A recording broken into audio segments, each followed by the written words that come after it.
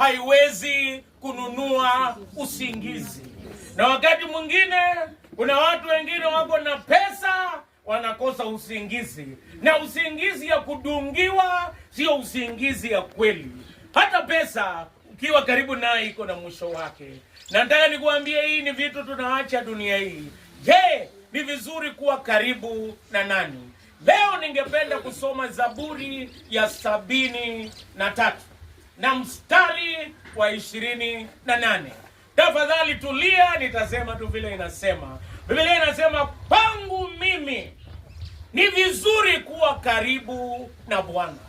Nimemfanya Bwana kuwa kimbilio langu. Naam, nitahubiri habari zake njema.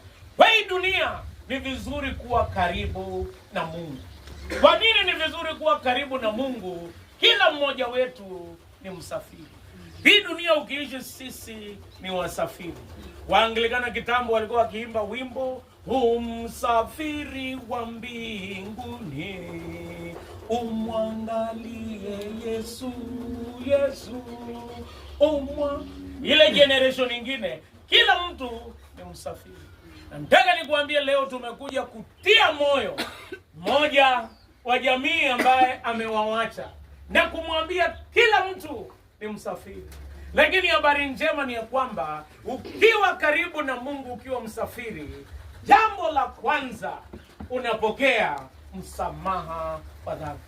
Je, mnajua dunia hii tukiondoka uondoki na mali na shamba? Mimi natoka pahali panaitwa Mount Elgon. Ingawa nilihubiri Kapenguria, lakini kwetu ni Mount Elgon, penye kulikuwa na kikundi inaitwa Sabot Land Defense Force. Watu walichunga shamba, lakini hata shamba kumbe ukichunga ukiondoka unawacha shamba. Na baada ya miaka 20 wamekusahau, watu wanapanda cabbage hapo, na wewe umesafiri. Kitu ambacho unaondoka sio shamba, sio mali, unaondoka na tikiti ya kwenda mbinguni au ya kwenda jehanamu. Katika Zaburi ya 32 na mstari wa 1, Biblia inasema, heri mtu yule ambaye dhambi zake zimesamehewa. Dhambi zako zikisamehewa, unapata tikiti ya kwenda mbinguni.